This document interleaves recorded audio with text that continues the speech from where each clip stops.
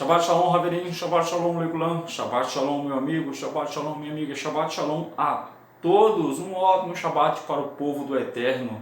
Sabe quem é o povo do Eterno? O povo que cumpre mandamento. Religião não ensina você a cumprir mandamento. Então, se você está introduzido, ou fazendo parte de alguma religião, sinto muito lhe dizer que você está em pecado. Porque religião ensina você a transgredir os mandamentos. O Eterno ele disse para Moshe as seguintes palavras: Zahor el tion har Shabbat leika de shor. Lembra-te do dia de sábado para o santificar. E não só foi uma vez, não. Toda a Tanakh está fazendo alusão a esse mandamento. E Yeshua, o nosso Salvador, também fez. Ele cumpriu toda a Torá. E a gente vai provar isso aqui nessa porção, que é a porção 27 Tazria, que fica lá em Vaikra, que é Levítico 12, do 1 ao 13, 59. É uma porção pequenininha, vai falar só sobre dois assuntos. A Haftarah, ela fica em Melechim Beit, ou segundo Reis, 4, 42 a 5, 19, e a Brit Hadashah fica em Matitiahu 8, de 1 ao 34. Todas essas porções vão falar sobre Tzarat e Metzorah. No começo da porção, o Eterno ele dá instruções para Moshe. A Torá não é de Moshe não, tá? Yeshua dizia isso, que era para dizer, a Torá de Moshe, vocês não seguem Moshe, então a Torá de Moshe diz isso, que era para passar na cara deles, que eles eram seguidores de Moisés antes de ser seguidores do Eterno. Então, mas a Torá foi dada pelo Eterno a Moisés, Moshe. E ele vai falar sobre os dias de purificação, tanto para filho homem como para filho mulher. Para filho mulher sempre é o dobro do que para filho homem, e esse é o início da porção. O segundo assunto é, lógico, a Tzarat.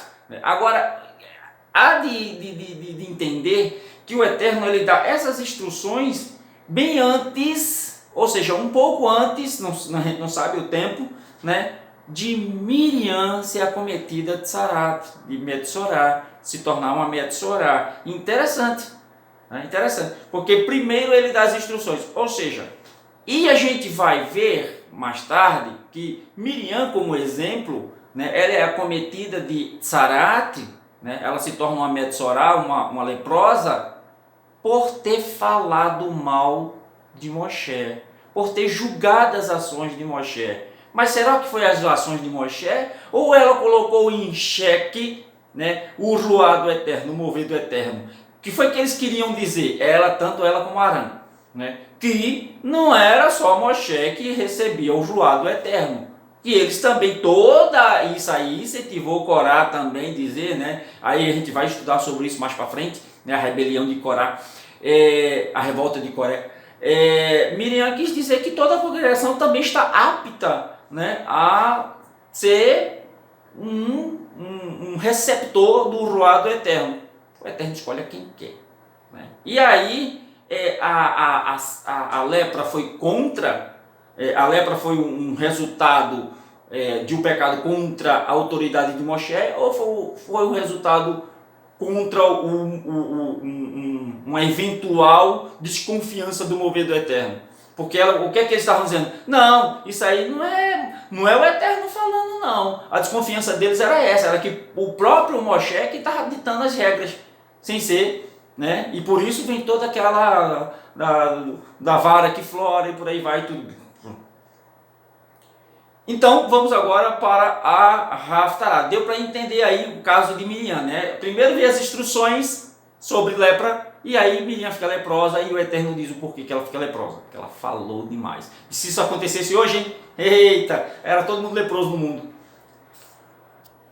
A Haftarah, que fica em 1 Reis, vai falar sobre Naamã, sobre o caso de Naamã, que ele era um leproso, e acaba que o Eterno cura ele. Mas é interessante, tem uma historiazinha, que é a menina que ele levou como serva, como serva escrava, porque ninguém sabe o que é ser escravo aqui. Escravo a escravidão do Brasil, né, dos Estados Unidos, era bem diferente do que ser escravo em Israel. Escravo tinha direitos legais, né, em Israel. Está aqui na Torá. Se você não lê, aí você é um babaca.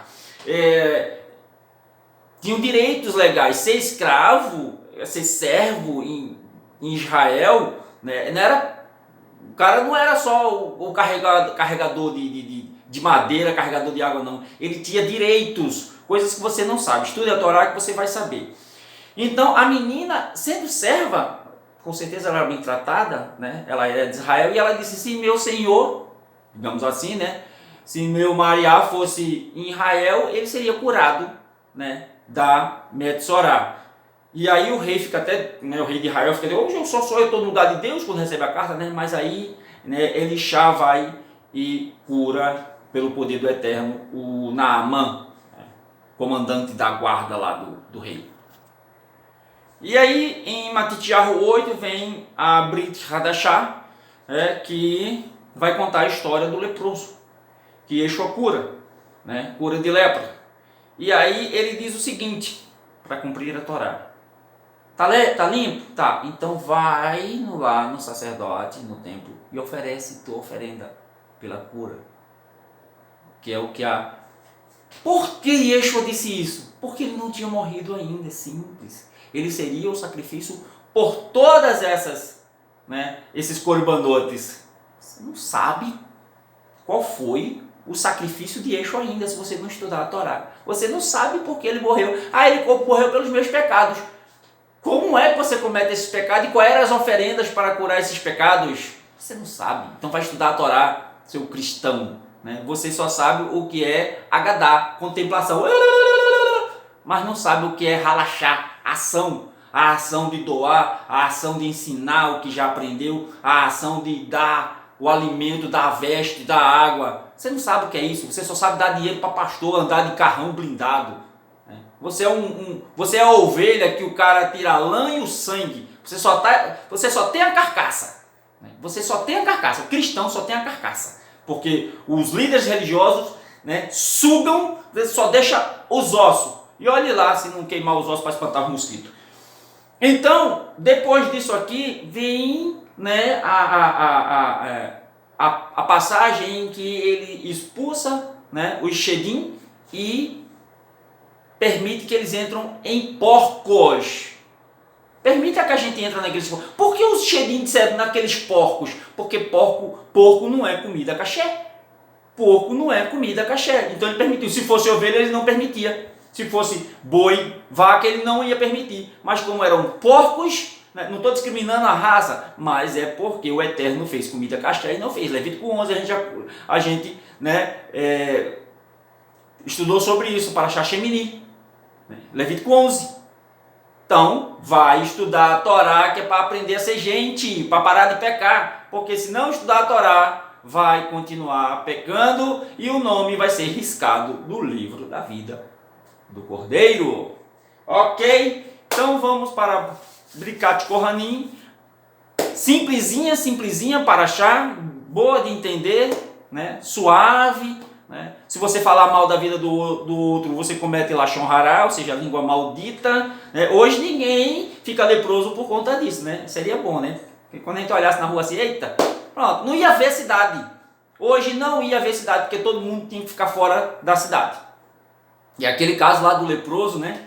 Que Yeshua estava jantando com ele, e ele estava na mesa, ou seja, um erro, não sei, dos gregos ou da igreja católica para manipular, né? O cara está jantando em Betânia, que é Beit Ani, né, na casa do leproso. Não pode. O leproso tem que estar fora do arraial, tem que estar fora da cidade. O cara não era leproso, o cara era oleiro.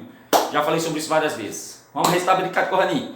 Yevarechecha Adonai veishmerecha, yair Adonai panavelecha, vihuneka, itzah Adonai panavelecha, veiaselecha, shalom, Elohim melech neman, Elohim é rei fiel. Vedetut et haimet, vehaimet eshaher et her. Conhecereis a verdade vos libertará. E Emitze Hashem, se assim o Eterno permitir, estaremos aqui de volta na próxima semana com mais uma porção da Torá. Shabbat Shalom a todos, Shabbat Shalom, povo do Eterno, que nos dias dos gentios estão acabando, os dias dos goins estão acabando. Está vindo aí o mundo vindouro aqui na terra, o Olam Rabá.